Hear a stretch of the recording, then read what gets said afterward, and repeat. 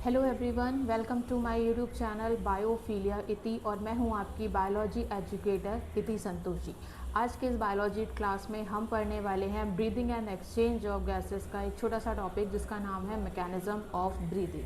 तो चलिए स्टार्ट करते हैं हम आज का topic mechanism of breathing. Breathing में सबसे पहले मैकेनिज्म पढ़ने से पहले हम ये जानेंगे कि ब्रीदिंग क्या होती है।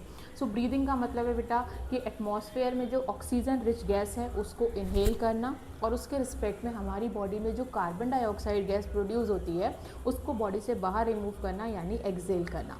सो इनहेलेशन एंड एक्सहेलेशन इसको मिला के क्या होता है, ब्रीदिंग बनती है। सो सबसे पहले ब्रीदिंग में क्या देखा जाएगा कि ब्रीदिंग के केस में क्या होती है, दो स्टेप्स आ जाते हैं। एक होगा इनहेलेशन और दूसरा क्या है, एक्सहेलेशन। इनहेलेशन एंड एक्सहेलेशन को कंबाइंडली क्या बोला जाता है, इसे हम कहते हैं ब्रीदिंग। ठीक है, कि यहाँ पर गैस इनहेल करना, एक्सहेल करना, वो मिलके क्या बना रहा है, ब्रीदिंग बनाता है। अब इस इनहेलेशन एंड एक्सहेलेशन में सिंपल गैसेस का मूवमेंट हो रहा है, यहाँ पे कोई बॉन्ड फॉर्मेशन या बॉन्ड का ब्रेकडाउन नहीं होता, जिस वजह से क्या माना जाता है कि जो ब्रीदिंग प्रोसेस है, breathing is a physical process. ये कैसा प्रोसेस है, फिजिकल प्रोसेस है। फिजिकल प्रोसेस मीन्स कि सिंपली गैस मूव कर रही है from one to another location, जिसमें bond formation and bond breakdown नहीं हो रहा है। दूसरी चीज़ ब्रीदिंग जो होती है ये कैसा होता है, this is a continuous process. Breathing क्या है, कॉन्टीन्यूअस प्रोसेस है, मीन्स कि जब तक हम सर्वाइव कर रहे हैं तब तक ब्रीदिंग होगी। इट मीन्स ब्रीदिंग क्या है, it occurs through out the life. ये हमारी बॉडी में थ्रू आउट द लाइफ होने वाला प्रोसेस है, तो क्या माना जाएगा, it is a continuous process.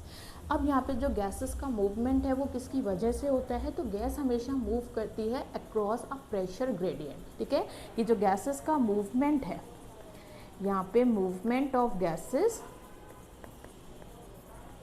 ये किसकी हेल्प से होगा, कैरिड आउट बाय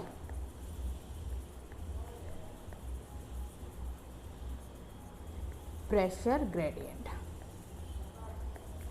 कि गैसेस का जो प्रेशर है उस ग्रेडियंट के बेसिस पर हमेशा गैस मूव करती है, जिसमें कैसे रन करेगी, हमेशा always from high pressure to low pressure. ठीक है, हाई प्रेशर से किधर जाएगी, high pressure to low pressure gases जो हैं वो मूव करती हैं। ठीक है, अब इसके बाद ये जो प्रेशर ग्रेडियंट बन रहा है, इस प्रेशर ग्रेडियंट को कौन बनाएगा। सो प्रेशर ग्रेडियंट जो डेवलप किया जाता है, this pressure gradient develop by two muscles. ठीक है, हमारी बॉडी में कुछ मसल्स हैं जिनमें दो मसल्स क्या करती हैं, प्रेशर ग्रेडियंट को डेवलप करती हैं। इन दोनों मसल्स की अगर हम बात करें तो कौन कौन सी मसल्स आ जाती है, इन दो मसल्स में एक बेटा डायाफ्राम की मसल है। ठीक है, वन इज डायाफ्राम मसल, और सेकंड कौन सी आ जाती है, रिब्स के बीच में प्रेजेंट इंटरकॉस्टल मसल। ठीक है, इंटरकॉस्टल मसल जो कहाँ मिल रही है, प्रेजेंट बिटवीन रिब्स। कि हमारी जो 12 पेयर रिब्स हैं, हर पेयर के बीच में मसल्स प्रेजेंट है, जिसे हम कह रहे हैं इंटरकॉस्टल मसल। ये इंटरकॉस्टल मसल्स भी क्या होती हैं, ये भी हमारे दो टाइप की मसल्स हैं। इसमें एक आप देखोगे बेटा एक्सटर्नल इंटरकॉस्टल मसल और दूसरी इंटरनल इंटरकॉस्टल मसल, यानी यहाँ पे दो आ जाएंगे। One is external intercostal muscle in ICM और दूसरी क्या है, internal intercostal muscle, internal ICM. ठीक है, ये हो गया हमारा प्रेशर ग्रेडियंट डेवलप किसकी वजह से है, हमारे डायाफ्राम मसल और दूसरा इंटरकॉस्टल मसल से। दूसरी चीज़ आपने एक पढ़ा होगा बेटा कि प्रेशर और वॉल्यूम के बीच में अगर हम रिलेशन देखें, है ना, सो प्रेशर एंड वॉल्यूम का रिलेशन कैसा रहेगा कि प्रेशर जो है ये इन्वर्सली प्रोपोर्शनल रहेगा किसके, हमेशा वॉल्यूम के। ठीक है, यहाँ हम ब्रीदिंग के केस में देख रहे हैं कि प्रेशर और वॉल्यूम का रिलेशन कैसा है कि प्रेशर एंड वॉल्यूम एक दूसरे के इन्वर्सली प्रोपोर्शनल होते हैं। मीन्स क्या हो जाएगा, इसका मतलब है कि अगर प्रेशर इंक्रीज है तो वॉल्यूम क्या हो जाएगा, डिक्रीज होगी, और अगर प्रेशर हमारा डिक्रीज हो रहा है तो वॉल्यूम क्या जाएगी, वॉल्यूम जो है वो इंक्रीज होगी। ठीक है। तो ये है ब्रीदिंग का जनरल इंट्रोडक्शन कि ब्रीदिंग एक फिजिकल प्रोसेस है जिसमें सिंपल गैसेस को एक्सचेंज किया जा रहा है। इन्हेलेशन एंड एक्सहेलेशन 2 स्टेप्स आएंगे। गैसेस का जो एक्सचेंज है वो प्रेशर ग्रेडियंट के अक्रॉस होगा एंड ये प्रेशर ग्रेडियंट डेवलप करने के लिए diaphragm muscle and intercostal muscle help करती है। इसके बाद स्टार्ट करते हैं वन बाय वन। पहले इन्हेलेशन एंड एक्सहेलेशन देखेंगे फिर।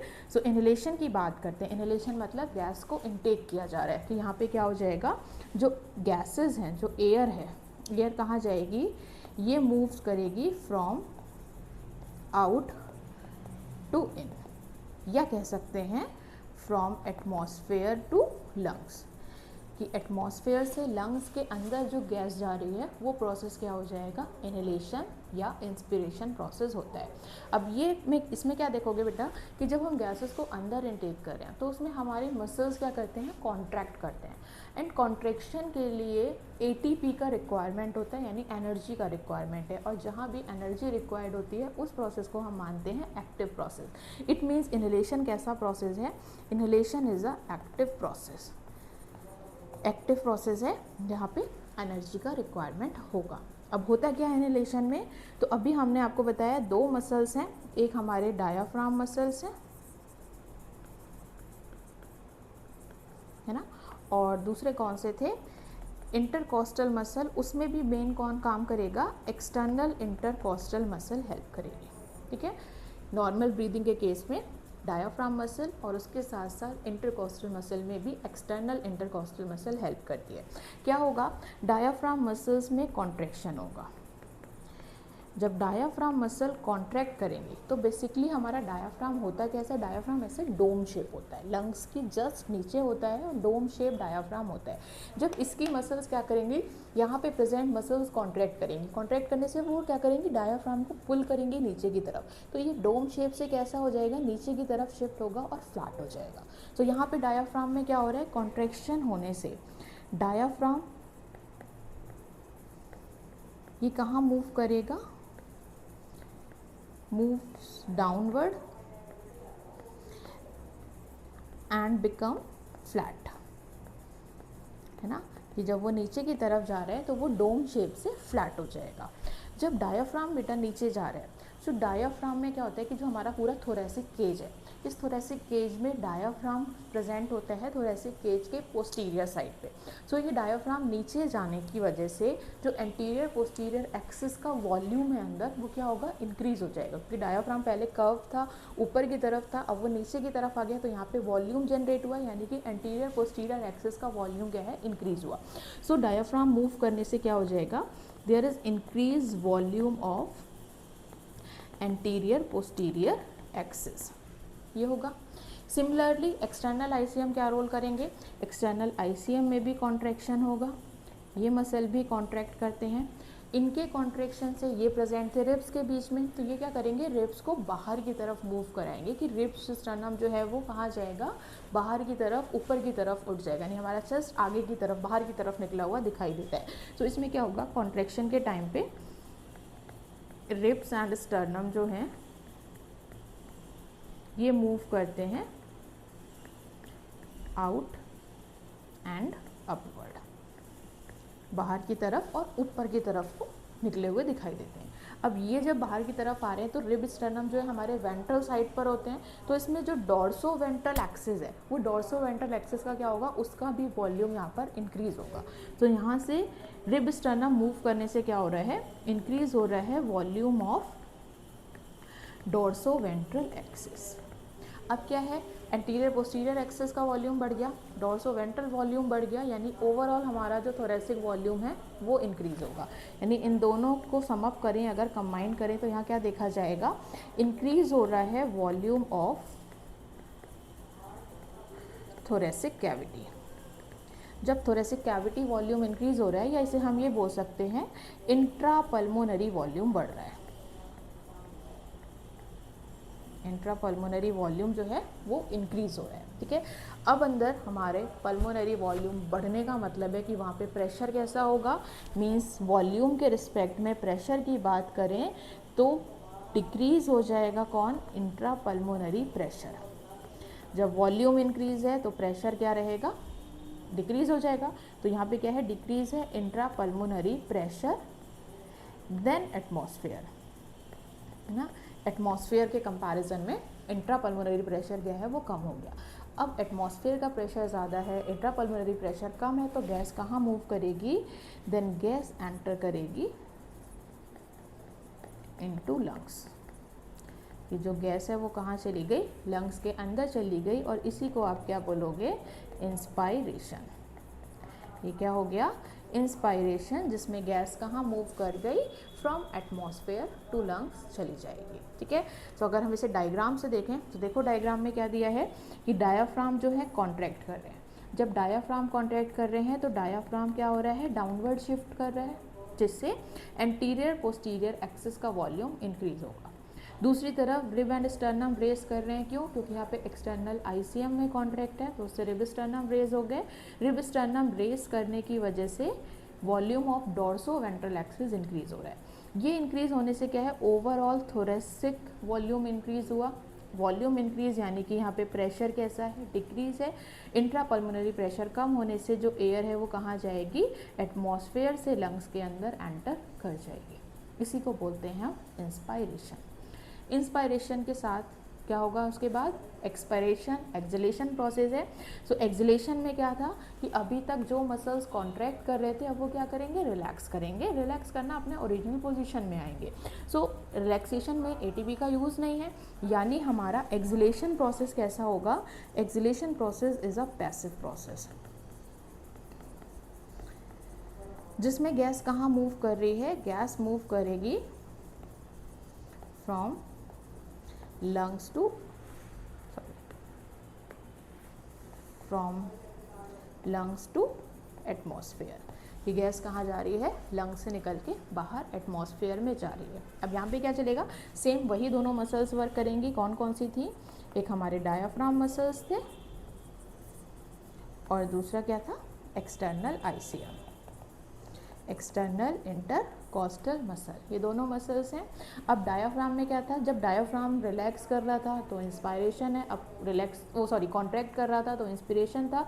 अब कॉन्ट्रैक्शन के बाद क्या होगा, यहाँ पे डायाफ्राम में रिलैक्सेशन आएगा, यानी यहाँ मसल्स क्या करती हैं, रिलैक्स करती हैं।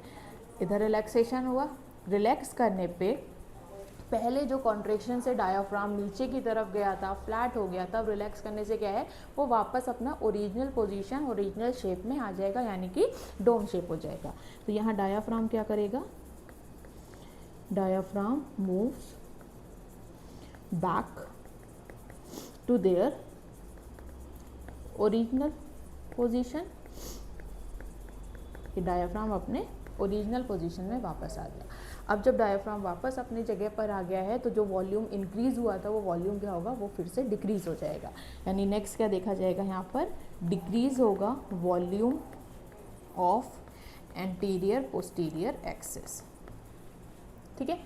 इसी के साथ साथ एक्सटर्नल आईसीएम में क्या होगा, ये मसल्स भी रिलैक्स करेंगी, यहाँ पर भी रिलैक्सेशन है। इनके रिलैक्सेशन से क्या था कि पहले जो रिब स्टर्नम बाहर की तरफ आए थे वो भी वापस अंदर की तरफ, यानी अपने ओरिजिनल पोजीशन पे शिफ्ट हो गए। तो अगेन यहाँ क्या हो जाएगा, रिब्स एंड स्टर्नम जो हैं back to their original position, वो भी अपने वापस ओरिजिनल पोजीशन में चले गए। इनके अंदर वापस जाने से क्या है कि ये जब बाहर की तरफ आ रहे थे तो डॉर्सल वेंट्रल एक्सिस का वॉल्यूम बढ़ रहा था। अब यहाँ पे क्या हो जाएगा, वही वॉल्यूम डिक्रीज होगा, कि डिक्रीज होगा volume of dorso ventral axis. ये हुआ। अब एंटीरियर पोस्टीरियर एक्सिस वॉल्यूम भी डिक्रीज है, volume of dorso ventral axis भी डिक्रीज है, यानी ओवरऑल क्या हो जाएगा, ओवरऑल डिक्रीज होगा वॉल्यूम ऑफ थोरेक्स, है ना। थोरेसिक कैविटी का वॉल्यूम क्या हो गया, डिक्रीज हो गया। अब जब अंदर वॉल्यूम डिक्रीज है तो वॉल्यूम के रिस्पेक्ट में प्रेशर कैसा रहेगा, यानी यहाँ पर इंक्रीज होगा intra pulmonary pressure. Intra pulmonary pressure बढ़ रहा है। प्रेशर जब अंदर ज़्यादा है, एटमॉस्फेयर में कम है, ये किसके रिस्पेक्ट में होगा, intra pulmonary pressure increase than atmosphere. अब एटमॉस्फेयर में कम है, पल्मोनरी में ज़्यादा है, तो गैस कहाँ मूव करेगी, देन गैस जो है ये मूव करेगी from lungs to atmosphere. Gas अंदर से बाहर निकल कर आएगी और इसी को आप क्या बोलोगे, यही कहलाएगा एक्सपिरेशन या एक्सलेशन। ठीक है, सिंपल था एक्सलेशन में कि जो भी मसल्स हमारे पहले कॉन्ट्रैक्ट हो रहे थे, डायाफ्राम मसल या एक्सटर्नल आईसीएम, वो क्या हो जाएंगे, वो रिलैक्स करेंगे। उनके रिलैक्स करने से सारी चीज़ें अपना डायाफ्राम एंड रिब्स अपने ओरिजिनल पोजीशन में आएंगे, वॉल्यूम डिक्रीज होगा, वॉल्यूम डिक्रीज है तो इंट्रापल्मोनरी प्रेशर इंक्रीज है, जिस वजह से गैस मूव करेगी फ्रॉम लंग्स टू एटमॉस्फेयर। ठीक है, तो यहाँ पर नॉर्मल ब्रीदिंग में हमने क्या देखा कि नॉर्मल ब्रीदिंग में हमारा डायाफ्राम मसल और एक्सटर्नल आईसीएम का रोल है। इसी तरह अगर हम बात करते हैं फोर्सफुल ब्रीदिंग की, फोर्सफुल ब्रीदिंग की अगर बात करते हैं, ठीक है, फोर्सली अगर हम ब्रीथ करते हैं तो फोर्सफुल ब्रीदिंग में हमारे additional set of muscles help करते हैं। इसमें कौन कौन रोल प्ले करता है, एक इसमें बेटा इंटरनल आईसीएम का रोल आएगा, इंटरनल इंटरकॉस्टल मसल, और इसके साथ साथ एब्डोमिनल मसल। ठीक है, इंटरनल इंटरकॉस्टल मसल और एब्डोमिनल मसल, क्योंकि आपने देखा होगा फोर्सफुल ब्रीदिंग के टाइम पे हमारा स्टमक बहुत तेज़ी से अंदर बाहर कर रहा होता है, तो उसमें क्या कौन रोल प्ले कर रहा है, वहाँ पर एब्डोमिनल मसल जो है वो हेल्प करती हैं। ठीक है, दूसरी ब्रीदिंग रेट की बात करें तो हमारा ब्रीदिंग रेट क्या होता है, कितना टाइम हम ब्रीथ कर सकते हैं, तो 15 to 16 टाइम्स पर मिनट। कि जो हमारा ब्रीदिंग है वो कितना है, 1 मिनट में हम 15 to 16 ब्रीथ करते हैं, जिसमें क्या होगा ब्रीदिंग में 1 breathing is equal to 1 inspiration plus 1 expiration. तो ये था आज का हमारा topic, mechanism of breathing. I hope आपको अच्छा लगा होगा, आपको समझ में आया होगा। मिलते हैं आपको नेक्स्ट वीडियो में नेक्स्ट टॉपिक के साथ, तब तक के लिए थैंक यू सो मच।